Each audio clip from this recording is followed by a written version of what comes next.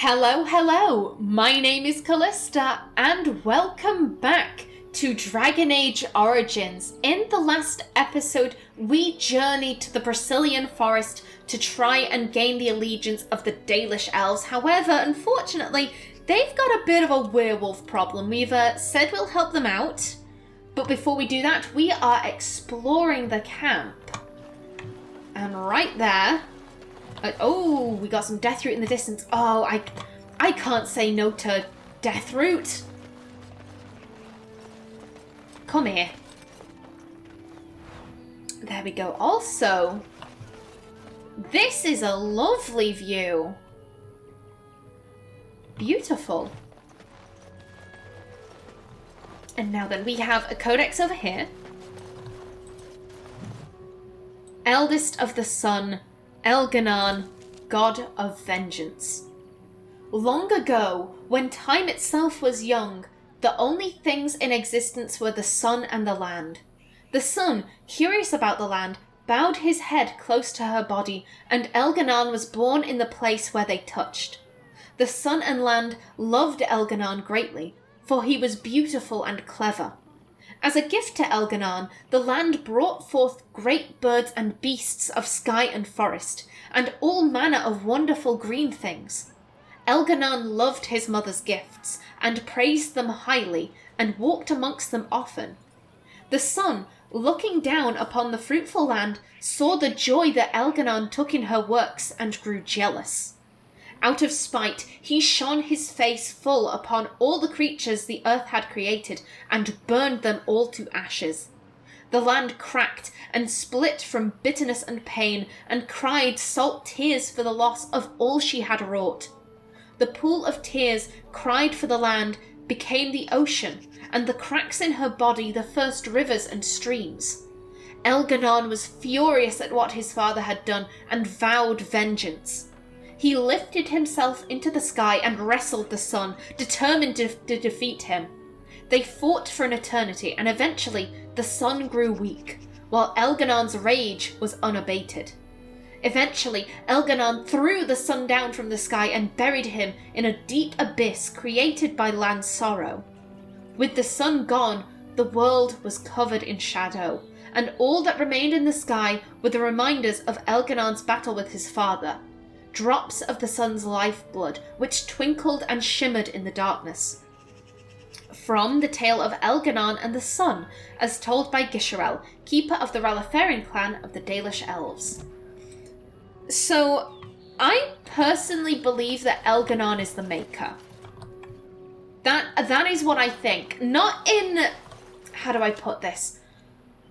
I don't believe the Maker exists. I believe that Andraste was praying and a spirit kind of made its way through the Fade to her. I also believe that Andraste was a mage.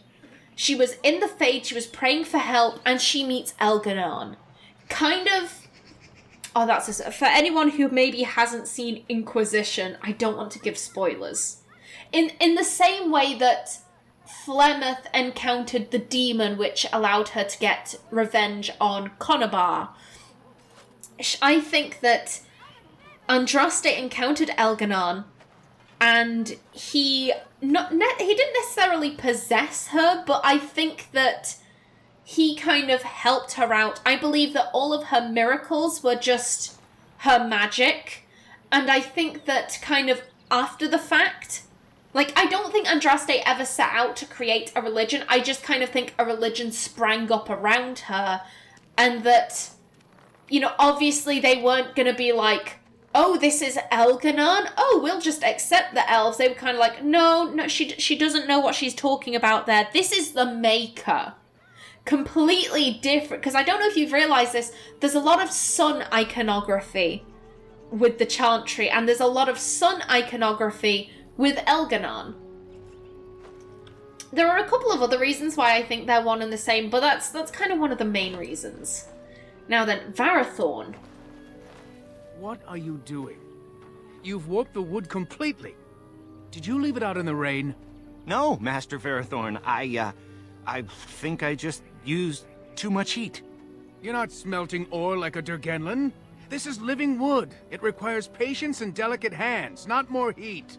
My actions bring me sorrow, Master Verathorn. And so they should. Truly the art will be lost to us forever at this rate. Throw away your dead wood and start anew, and I shall speak to our guest. Now then, please forgive my distraction, stranger. Is there something that you need? Genlin. It means child of the stone. He was referring to dwarves. I would like to barter with you. What exactly do you make here? We can ask him questions. What exactly do you make here? I'm the clan's craftsmaster. It's my responsibility to learn what I can of the ancient elven arts of shaping wood and ore. In truth, we Dalish know little of the art compared to what we once did. And even what we know has taken us many lifetimes to achieve. There is wood that, if treated properly, is as hard as steel but far lighter. It grows only in this forest. Ironbark. The Keeper has forbidden us from entering the forest to collect the wood. This means I cannot make our finest crafts for years to come. What if I found some ironbark for you? Yes, that's a shame, tough break. Again, we're going into the forest. We can have a look for this ironbark.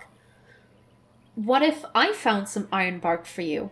I would be hesitant to ask it of you, but if you should come across ironbark, I suppose there would be no harm in gathering some. It is blue and very distinctive. You can only harvest the bark which has fallen off the tree from age. Now, if you find some, bring it to me, and I will craft it for you. What kind of item would you make? We'll see. I promise nothing. Very well, I'll take a look when I'm in the forest. No thanks, not interested. What kind of item would you make? I excel in making blades from the ironbark, or perhaps a breastplate. Provided there's enough wood, that is. Very well, I'll take a look when I'm in the forest. That would please me. So long as our hunters come first. Of course. I would like to barter with you. I am no merchant, but let us trade. Perhaps there's something here which will be of value to you. Indeed. Now then, what do you have?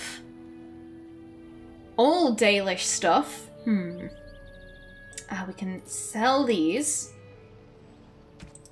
Armor, anything? Ooh. Oh, that's actually pretty good. Oh, we can sell the helmet for sure. Zathrian. Oh, that's really quite good.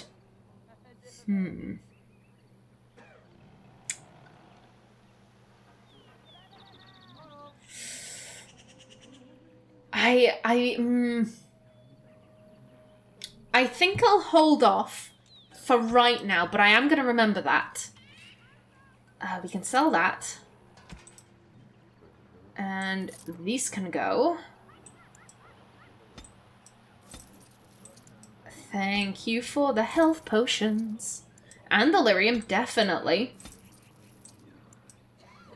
Oh, that reminds me, Morrigan went down twice in the last episode, so I do need to heal her up. Ooh, a silver brooch. A large gemstone in an intricate silver setting. A small pin on its back allows it to be attached to clothing. Ooh. That is very nice. Again, I think I'll save it, just for now. And anything in here?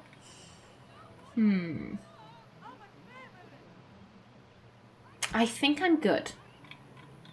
Yeah, I think I'm good. Okay, thank you for the stuff. Ooh, scroll. The Long Walk. This appears to be a first-hand. I missed that. Okay. Dirthaman, Keeper of Secrets. The twins, Falondine and Dirthaman, are the eldest children of Elganon, the Allfather, and Mythal, the Protector. The brothers were inseparable from the moment of their conception, known for their great love for each other. That is why we often speak of Falondine in one breath and Dirthaman the next, for they cannot bear to be apart, not even in our tales. When the world was young, the gods often walked the earth, and Falondine and Dirthaman were no exception. Both were delighted by the many wonders of our earth. They played with the animals, whispered to the trees, and bathed in the lakes and streams. Their days were filled with bliss, and they did not know sorrow. And then, one day, while passing through the forest, Falondin and Dirthamin came across an old and sickly deer resting beneath a tree. "Why do you sit so still, little sister?" asked Falondin. "Play with us," said Dirthamin. "Alas," spoke the deer, "I cannot. I am old, and although I wish to go to my rest, my legs can no longer carry me." Taking pity on the deer, Falondin gathered her up into his arms and carried her to her rest beyond the vale. Dirthamin tried to follow them, but the shifting grey paths beyond the vale would not let him. Separated for the first time from Falondin, Dirthamin wandered aimlessly till he came across two ravens. "You are lost, and soon you will fade," said the raven named Fear said to Dirthamin. "Your brother has abandoned you. He no longer loves you," said the other named Deceit. "I am not lost, and Falondin has not abandoned me," replied Dirthamin. He subdued the ravens and bade them carry him to Falondin. This they did, for they had been defeated and were now bound to Dirthamin's service.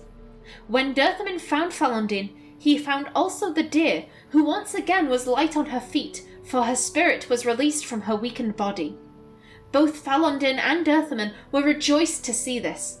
Falondin vowed that he would remain to carry all the dead to their place beyond, just as he did the deer, and Dirthamin stayed with him, for the twins cannot bear to be apart. From the story of Falondin and Dirthamin, as told by Gisherel, keeper of the Ralefarian clan of the Dalish Elves. And we also had the Long Walk. When our people left Tevinter, we had nothing except the knowledge that for the first time in countless centuries, we were free. It was Shartan's dream that one day that's a Dara. It was Shartan's dream that one day we would have our own homeland, where we could live as we chose. After the long struggle that claimed the lives of many, even Shartan himself, we were granted the Dales.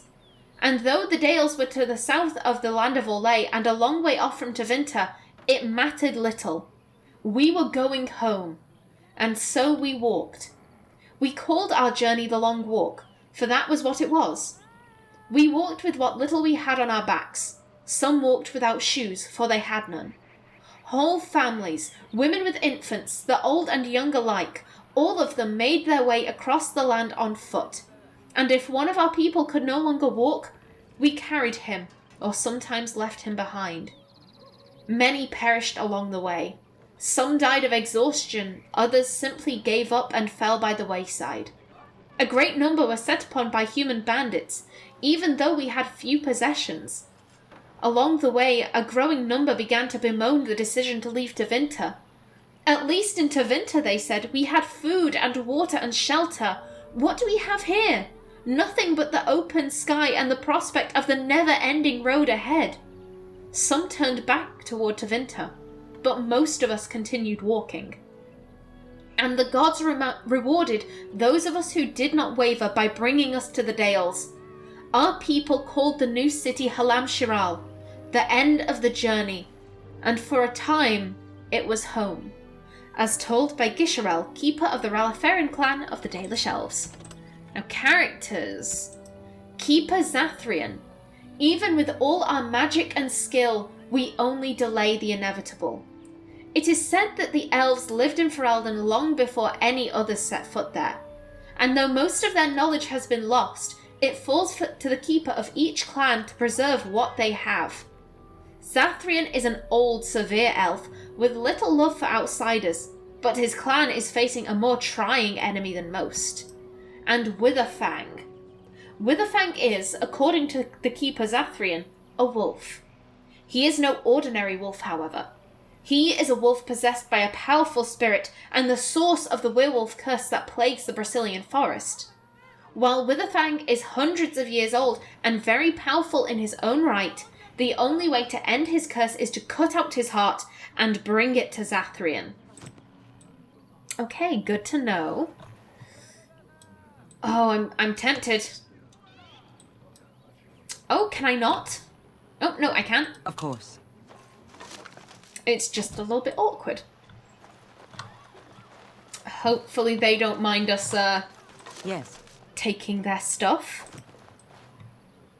Thank you. What else do we have? I believe I've done everything over there. Okay, we have that chest. Let's see.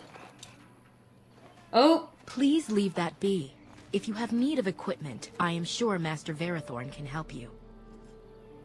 can I ask what's inside? Persuade, Zathrian said that I could have what's inside here. If... That is a good lie, but... I don't think Artin would. For all we know, that could be Lanaya's chest. And so she'd be, well, why would Zathrian say you could have it? All that stuff's mine. This was a terrible misunderstanding. We'll just leave it be. Oh, I'm sorry. I'll leave it alone. Masiranis. Is that Ashley? Is that Ashley? Anderanatishan Grey Warden. It is. My name is Lanaya. I am Zathrian's first, what you might call an apprentice, perhaps. I've been studying under the Keeper all my life. I am a bit curious of the outside world. Do you mind if I ask you a question or two? I have no time for questions. You just asked me a question right there. If you like, go ahead. Do I look like I'm here to entertain you? As I said, we're just kind of exploring the camp right now, trying to get our bearings before rushing into the forest. We don't want to, run headfirst into something, terrible. So there's really no bother in her kind of stopping us for a minute. If you like, go ahead. I hear the human cities are very large. Thousands upon thousands of souls all packed together in their houses. Is that true? Why don't you go and see a city yourself?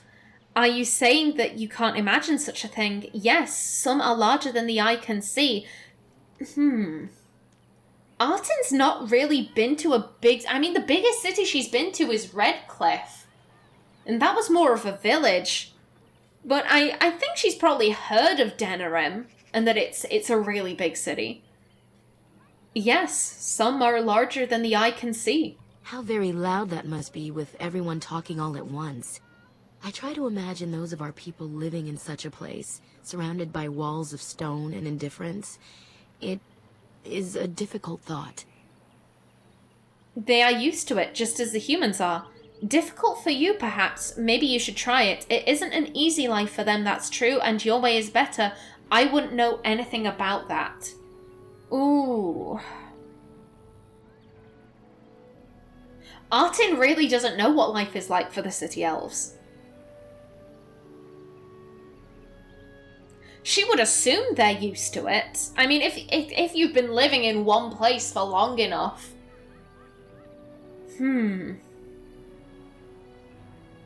She has met city elves.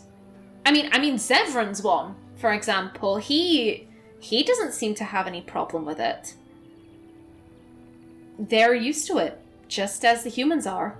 Being accustomed to pain and suffering does not make it any less tragic. True. It is said that one day we will have a land of our own. We Dalish gather the ancient wisdom in preparation for this. When that day comes, all elves, even those who have forgotten, will reclaim their former glory. I have one more question, though I'm not sure you can answer it. Do the humans ever regret what they did to us? I think some of them do. Not all humans are the same. I doubt they pay attention to it. It's just history to them. I really can't tell. I haven't seen anything. Ooh. Humans aren't all the same. I mean, Alistair, Qwinn, and Morrigan couldn't be more different from each other. I think Lanaya is being very, do the humans ever, she's kind of painting them all with the same brush, and I do think that is treating them rather unfairly. I think some of them do. Not all humans are the same. And yet, even if some regret, they do nothing. A poet once wrote of them, before the fall of the Dales. Like dragons they fly, glory upon wings. Like dragons, they savage, fearsome, pretty things. But you don't need me to quote poetry to you. Forgive me. Perhaps you have some questions of your own. I do. Tell me more about yourself. What can you tell me about Zathrian? Zathrian says he needs to see you right away. I should go. Yeah. I'm assuming number 3 would get her away so we could loot the chest. But no, we'll leave that be.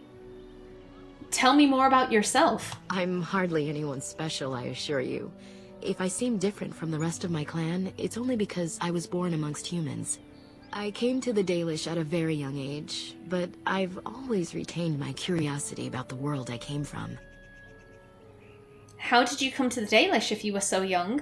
Why are the Dalish so hostile? What does a keeper do exactly? What can you tell me about Zathrian? How did you come to the Dalish if you were so young? My parents were servants to a human merchant whose caravans plied the southern routes. One day, bandits killed him, and my parents both. I was the only survivor, just a young girl, and the bandits took me. I was their servant for several years. I'm sorry, it must have been horrible. How bad could it be? At least you weren't dead. That is a horrible way of putting it. That's just a horrible thought. Like, they were abusing you. At least you weren't dead. They could have just murdered you straight up. No, absolutely not. You sound very matter of fact about it. I think she's probably just come to terms with her abuse. You can't change the past. And at some point, for your own sake, you have to kind of let that go, for want of a better word.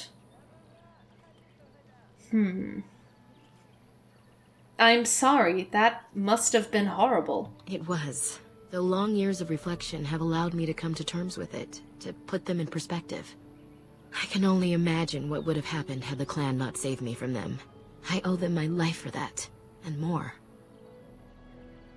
You said the Dalish rescued you from bandits? The bandits killed a scout when the clan passed near their camp. When the clan discovered him, Zathrian came looking for his killers. He followed their tracks for almost a month, and when he finally caught up to us, he fell on the bandits like a terror. No one could stop him. I sat there and I watched him attack them in a blur, and I reveled in every blow. When he saw me, the fury in his eyes turned to pity. He took me back to the clan, and I've been here ever since. Didn't you have a family you could have returned to? It's possible I might have had some, maybe many. Zathrian offered to take me back, but I had no idea where I was from, and I wanted to stay with the man who rescued me. The clan is my family. Any others out there? It's best they believe that little girl died with her parents. For now, the clan is all I need. My old world could not have offered me all this, and the knowledge of a keeper as well. Perhaps one day, when I am keeper, I might inquire out of curiosity. I'm not sure what lies down that road except pain, however. Very fair. How did you become a keeper? I am not a keeper. I am Zathrian's first.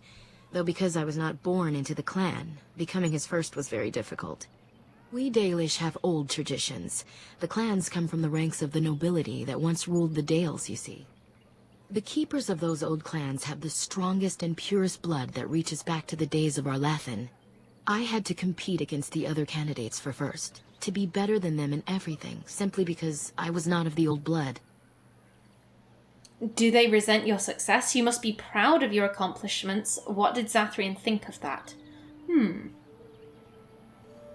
Also, it's kind of funny hearing this and then going to Inquisition and talking with, I think it's Maeve, who was basically says that actually it's the complete opposite, that if a Dalish clan has too many mages and there aren't any other clans who are in need of mages, then the Dalish will just basically give them some supplies and say, off you go. Goodbye, 8-year-old who's just developed magic. You can survive. I don't know how I feel about that. because it was good that, you know, the Dalish valued magic so highly. It really separated them from the other cultures, and then in Inquisition for them to go, oh no, actually the Dalish also are really suspicious of magic. It was kind of like, oh, but it's just one of those things. You must be proud of your accomplishments. I am. The ceremony where Zathrian anointed me as his first was the proudest day of my life. The clan has placed great trust in me. One day, I will lead them and be the one who secures our future.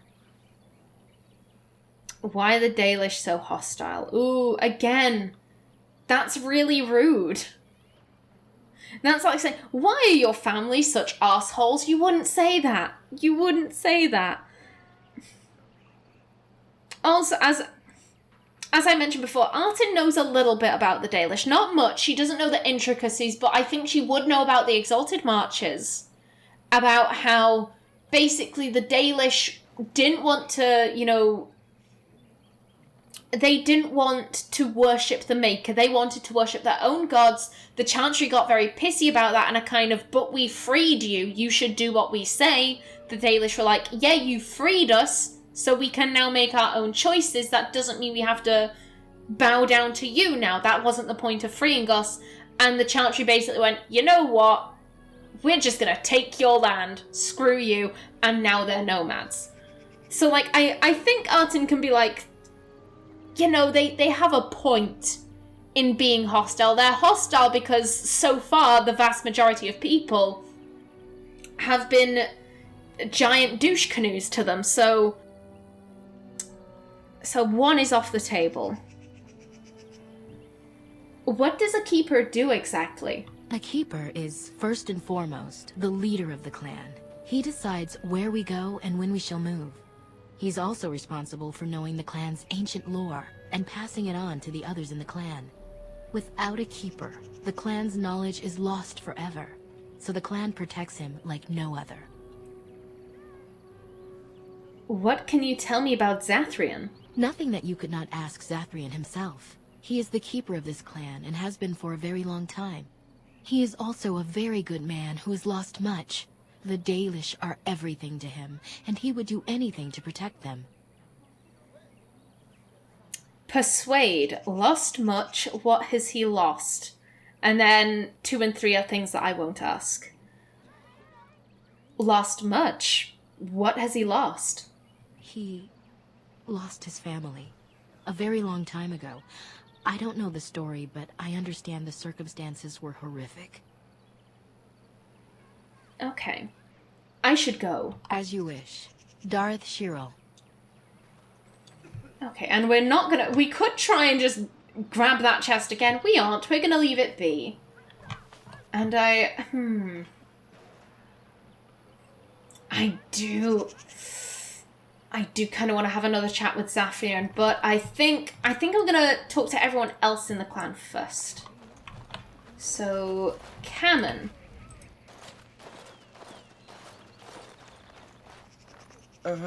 Hello? Hello yourself. Who are you? Why are you cringing? Speak up. There's no need to be afraid of me. There's no need to be afraid of me. Of course. I'm very sorry. It's just that we don't get many visitors. Like you, I mean. Of your kind. Of my kind? You've never seen a dwarf before? Your people are very insular. You've never seen a dwarf before? Never. You're so much bigger than I... I didn't mean... Oh, dear. I should start over. I'm Cameron, a hunter apprentice. Though I wish I could become a real hunter. Why can't you? So be one and stop wishing for it. Good luck with that. I should go. Why can't you? I shouldn't be talking about this to an outsider. You wouldn't understand. Intimidate? Tell me before I kick your head in, Jesus! Persuade, try me, I might surprise you. You're probably right, I should go. Try me, I might surprise you. I suppose there's no harm in it. It's not like you can help me. I've been an apprentice for too long. To become a true hunter, I must bring back the pelt of a beast I killed myself.